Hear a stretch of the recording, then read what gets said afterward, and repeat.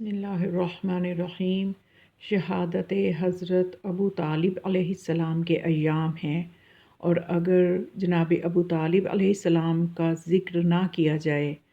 उनके अय्याम को ना मनाया जाए, तो समझ लीजिए कि ये उनके हक़ में बहुत बड़ी कोताही है। और उस सूरत में जबकि उम्मत इस बात पे आमादा है कि उनकी शान व अज़मत को कम करे, हमें चाहिए कि हम वालिद मोहतरम जो कि मौला कायनात के नूर का मस्कन जिनका सुल्ब रहा है,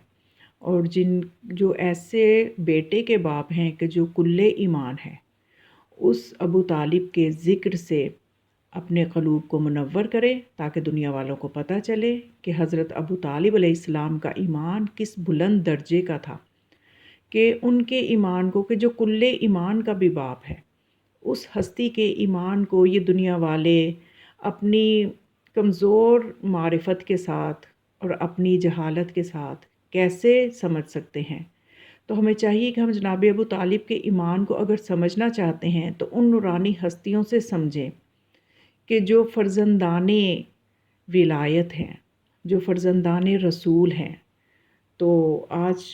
मैं एक रिवायत आपके सामने बयान कर रही हूँ, जो कि अबुल फ़रज इस्फ़हानी ने असनाद के साथ इमाम जाफ़र सादिक अलैहिस्सलाम से नक़ल की है।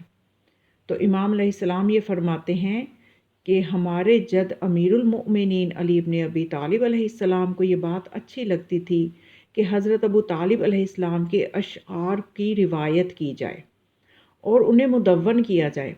और फ़रमाया कि तुम लोग उन अशआर को पढ़ो और अपनी औलाद को भी उन अशआर की तालीम दो, इसलिए कि हज़रत अबू तालिब अलैहिस्सलाम अल्लाह के दीन पर थे और उनके अशआर में बेइंतहा इल्म है।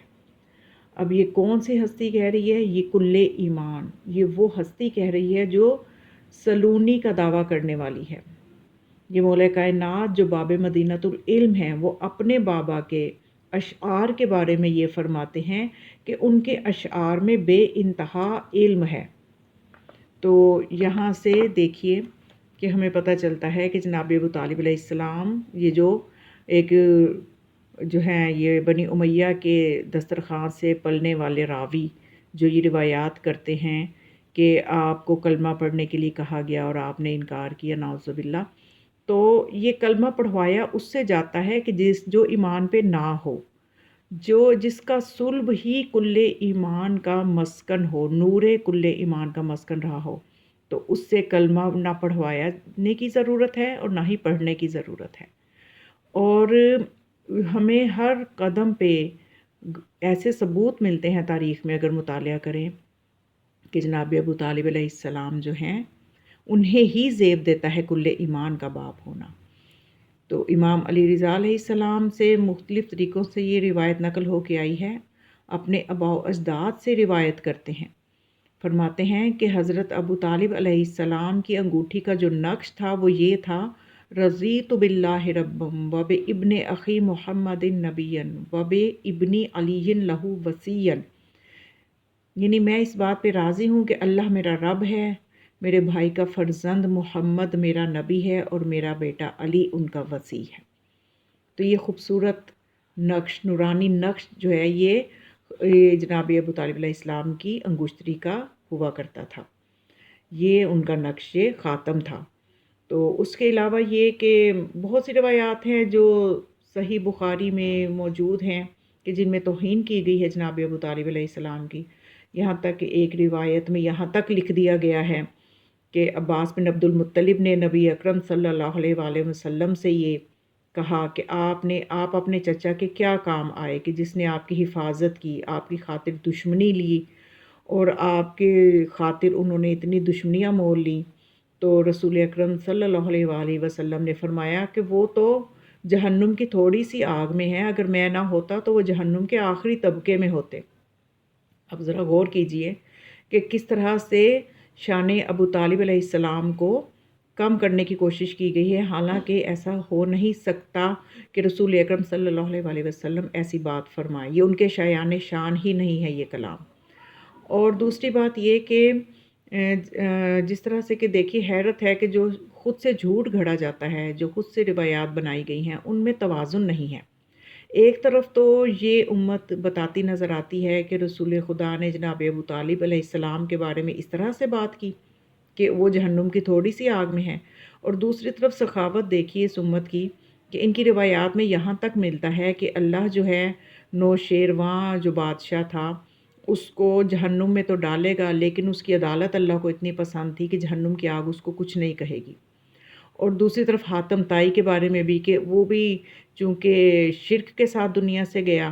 تو اس کو بھی جہنم میں تو ڈالا جائے گا، لیکن اس کی سخاوت اللہ کو بڑی پسند تھی، تو جہنم کی آگ اس کو کچھ نہیں کہے گی، تکلیف نہیں دے گی، یعنی وہ آگ میں تو ہوں گے لیکن آگ انہیں تکلیف نہیں دے گی۔ اور یہاں ابو طالب علیہ السلام کے بارے میں اس امت نے کیا فیصلہ کیا کہ ان کے ٹخنوں تک آگ ہوگی، اور اس آگ کی وجہ سے نعوذ باللہ ان کا دماغ جو ہے وہ ابل رہا ہوگا۔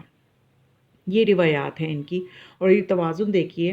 کہ حیرت اس بات کی ہے کہ یہ قرآن بھی نہیں پڑھتے کیا؟ قرآن میں خدا فرماتا ہے حل جزاء الاحسان الا الاحسان، اور تو کیا جناب ابو طالب علیہ السلام نے جو رسول اللہ پہ احسانات کیے،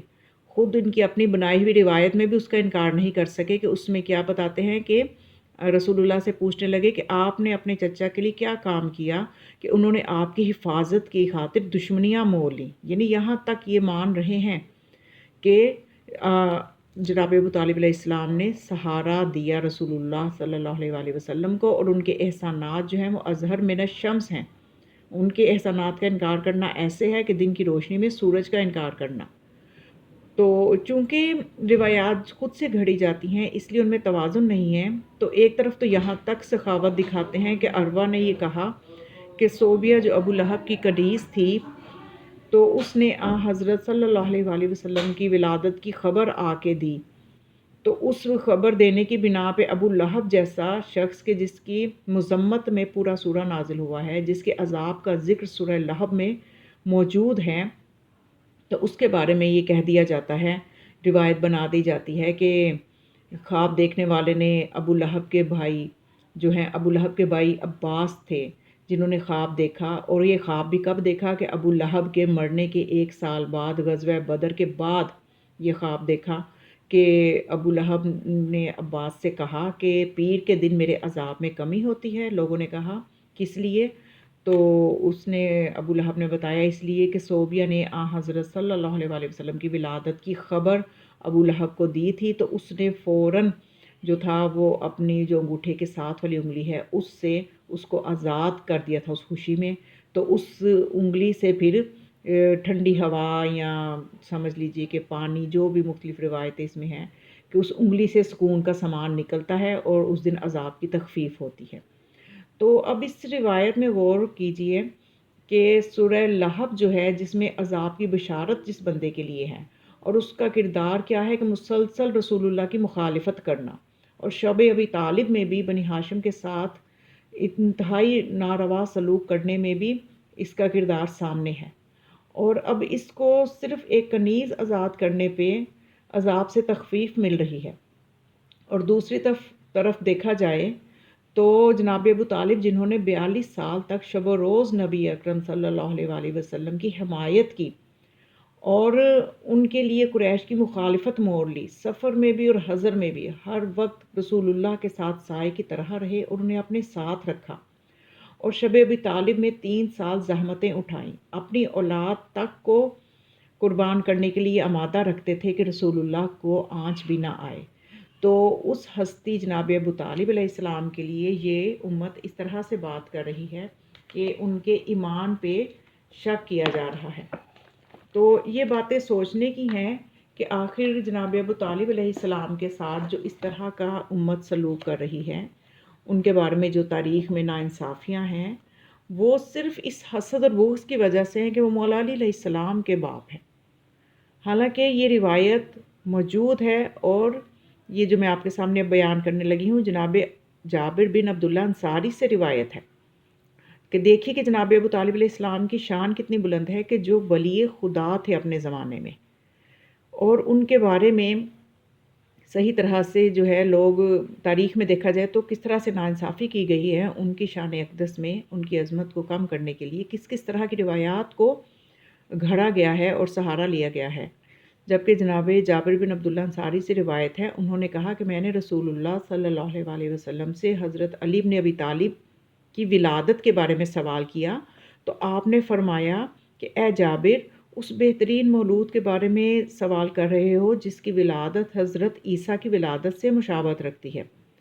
اور اللہ تبارک و تعالیٰ نے حضرت علی علیہ السلام کو میرے نور سے اور میرے نور کو اپنے نور سے خلق فرمایا، اور ہم دونوں ایک ہی نور سے تعلق رکھتے ہیں۔ پھر اللہ نے حضرت آدم علیہ السلام کے صلب سے ہمیں اصلاب طاہرہ سے ارحام زکیہ کی طرف منتقل کیا، اور جب بھی کسی صلب سے منتقل ہوا تو علی میرے ساتھ ساتھ منتقل ہوئے۔ یہ سلسلہ جاری رہا یہاں تک کہ میرا نور بہترین رحم آمنہ میں منتقل ہوا اور علی کا نور بہترین رحم فاطمہ بنت اسد میں منتقل ہوا۔ اور ہمارے زمانے میں ایک مرد عابد و زاہد تھا جس کا نام مبرم تھا، جس نے اللہ کی 270 سال تک عبادت کی تھی، اور اس نے اللہ سے ایک مرتبہ بھی کسی حاجت کا سوال نہیں کیا تھا، اور پھر اس نے اگر سوال کیا تھا تو صرف یہ کیا تھا کہ مجھے اپنے ولی کی زیارت کروا۔ اور اس نے جب یہ دعا کی تو اس نے پھر یہ دیکھا کہ اللہ تعالیٰ نے اس کی دعا کو اس طرح سے قبول کیا کہ ایک مرتبہ اللہ تعالیٰ نے اس کی طرف حضرت ابو طالب علیہ السلام کو روانہ کیا۔ جب مبرم نے انہیں دیکھا تو کھڑا ہو گیا ان کی تعظیم کے لیے، آگے بڑھا، پیشانی کو بوسہ دیا۔ اب مبرم جانتا ہے کہ میری دعا کی قبولیت کا یہی صورت ہے کہ جو میں اس ہستی کی زیارت کر رہا ہوں، یہی وہ ولی ہے۔ اور پھر ان کی پیشانی کو بوسہ دی اور اپنے سامنے انہیں بٹھایا۔ پھر ان سے پوچھا آپ کون ہیں؟ ابو طالب علیہ السلام نے کہا کہ میں تہامہ کا ایک فرد ہوں۔ مبرم نے کہا کس تہامہ سے آپ کا تعلق ہے؟ تو ابو طالب علیہ السلام نے فرمایا بنی ہاشم سے۔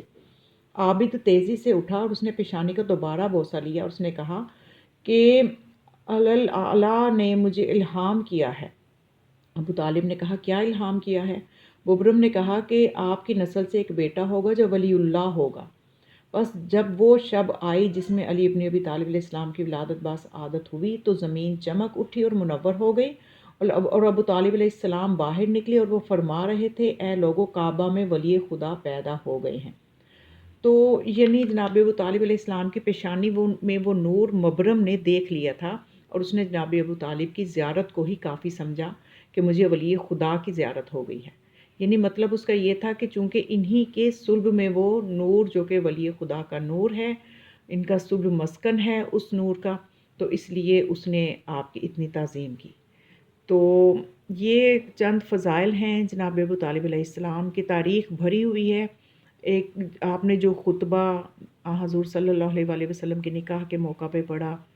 وہ خطبہ کتنا خوبصورت ہے، جو کہ توحید کا بہترین نمونہ ہے، اللہ کی ذات پہ ایمان کا بہترین نمونہ ہے۔ تو اس کے علاوہ بھی ہمیں تاریخ میں ایسے بہت سے واقعات ملتے ہیں جہاں پہ آپ نے اللہ سے مدد مانگی، اور زمانے نے یہ دیکھا کہ جس خدا سے ابو طالب دعائیں مانگا کرتے تھے اسی خدا کی دعوت رسول خدا صلی اللہ علیہ وسلم نے آ کر دی۔ تو یہ چند فضائل ہیں۔ خدا ہمیں حقیقی معرفت نصیب فرمائے ان ہستیوں کی، اور ان کے اسوہ حسنہ پہ چلنے کی توفیق عطا فرمائے۔ السلام علیکم ورحمۃ اللہ وبرکاتہ۔